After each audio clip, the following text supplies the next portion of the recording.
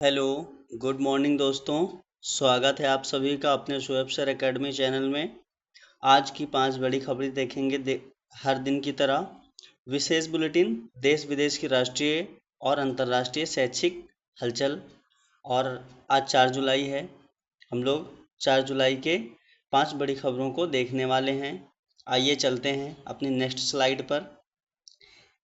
शिक्षा एवं शिक्षा जगत विशेष राष्ट्रीय पात्रता परीक्षाओं, राष्ट्रीय शिक्षक पुरस्कारों की तिथियों, नई ट्रांसफर नीतियों और शिक्षा मंचों के अंतर्राष्ट्रीय फैसलों का संपूर्ण विवरण। ठीक है, इन चीज़ों के बारे में आज हम जानने वाले हैं। राष्ट्रीय पात्रता परीक्षाएं यानी कि टेट, यूपी टेट, राष्ट्रीय शिक्षक पुरस्कार, तिथियां, नई ट्रांसफर नीतियों और शिक्षा संघों के अंतर्राष्ट्रीय फैसलों का संपूर्ण विवरण। चलिए चलते हैं अपनी पहली खबर पे। यूपी टेट परीक्षा, यूपी टेट 2026 परीक्षा आज हुई संपन्न।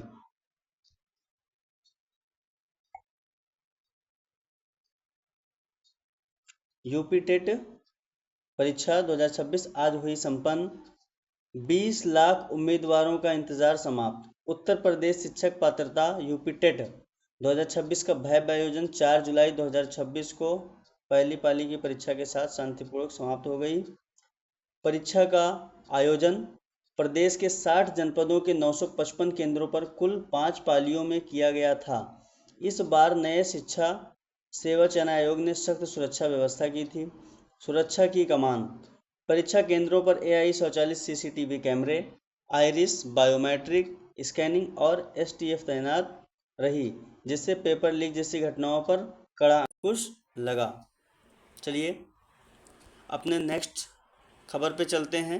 यहाँ पर देखिएगा, राष्ट्रीय शिक्षक पुरस्कार 2026 आवेदन चालू हैं।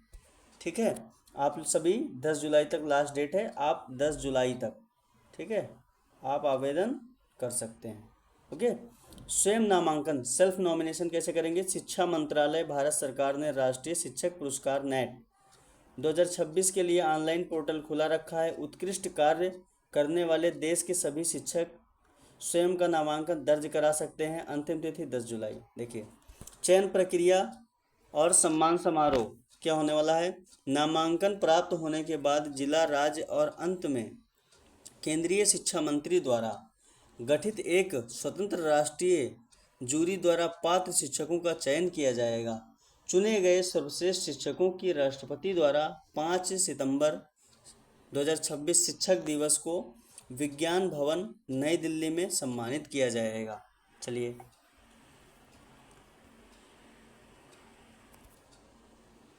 यहाँ देखेंगे, ड्राफ्ट शिक्षक ट्रांसफ़र पॉलिसी 2026 जारी। क्या प्रोसेस रहेगा आप सभी के ट्रांसफरिंग का, ध्यान दीजिएगा। जोन के आधार पर कार्यकाल तय।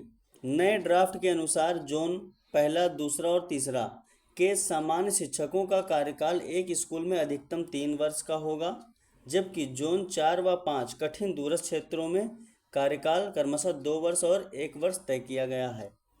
120 point transfer assessment matrix, transfer में निष्पक्षता और वस्तुनिष्ठता बनाए रखने के लिए एक विशेष 120 पॉइंट का स्कोरिंग सिस्टम लागू किया जा रहा है, जो योग्यता, अनुभव और सेवा रिकॉर्ड पर आधारित है।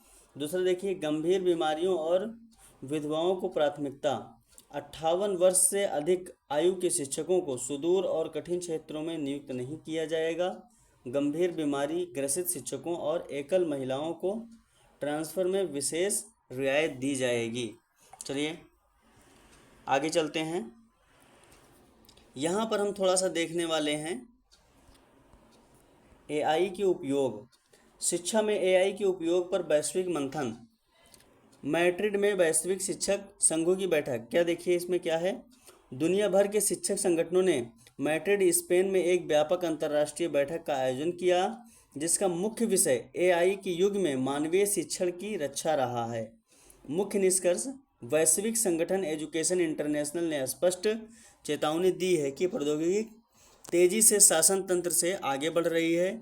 एआई का काम शिक्षकों की मदद करना होना चाहिए, न कि उनके स्थान पर रोबोट या स्क्रीन खड़ा होना करना। बैठक में मांग की गई कि स्कूलों में एआई के प्रशासन में शिक्षकों की सहमति और सुरक्षात्मक कानून होने चाहिए। बिल्कुल सही बात है, बिल्कुल होना चाहिए। चलिए, यहाँ पर थोड़ा सा हरियाणा की न्यूज़ आ रही है जिसके बारे में हम थोड़ा सा जानेंगे क्या चीज़ है। हरियाणा शिक्षक ट्रांसफर संशोधन नियम 2026, जानिए इसमें क्या प्रमुख बिंदु क्या है। अनिवार्य ट्रांसफर अवधि पुरानी नियमावली 2025 तक, संशोधित नियम जुलाई 2026 अधिसूचना। देखिए प्रमुख बिंदु क्या है। अनिवार्य ट्रांसफर अवधि, स्कूल में 5 वर्ष अथवा पूरे ब्लॉक में 15 वर्ष सेवा देना आवश्यक था। अब ब्लॉक की सीमा समाप्त, स्कूल में 5 वर्ष पूरे होते हुए ट्रांसफर ड्राइव में भाग लेना अनिवार्य है। फिर देखिए अनिवार्य है, ध्यान रखिएगा।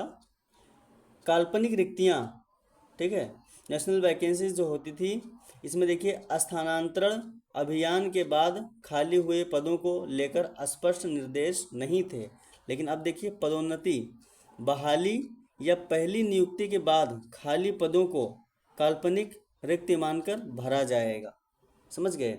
फिर देखिए महिला शिक्षकों हेतु सुरक्षा कवच, चाइल्ड केयर लीव सीसीएल की स्थिति में विशेष नियम नहीं थे, लेकिन अब यह नियम है। यदि महिला शिक्षक 90 दिनों में अधिक सीसीएल लेती है तो अगली ट्रांसफ़र ड्राइव में शामिल होना अनिवार्य होगा। ठीक, चलिए यहाँ पर थोड़ा सा कहीं ना कहीं कड़ा नियम कर दिया है। आइए देखते हैं। बहुत अच्छा है, आप लोग इसी तरह तैयारी करते रहें। प्रश्नोत्तरी एवं चर्चा ये जो है आप कमेंट बॉक्स में बताएंगे। आज की खबरों पर आपकी क्या राय है, कमेंट बॉक्स में अपने विचार को ज़रूर से ज़रूर साझा करें। शोएब सर एकेडमी के साथ बने रहें, ज्ञान और सफलता का मार्ग है। आप सभी का बहुत बहुत धन्यवाद। पढ़ते रहिए, मुस्कुराते रहिए। Take care, bye bye.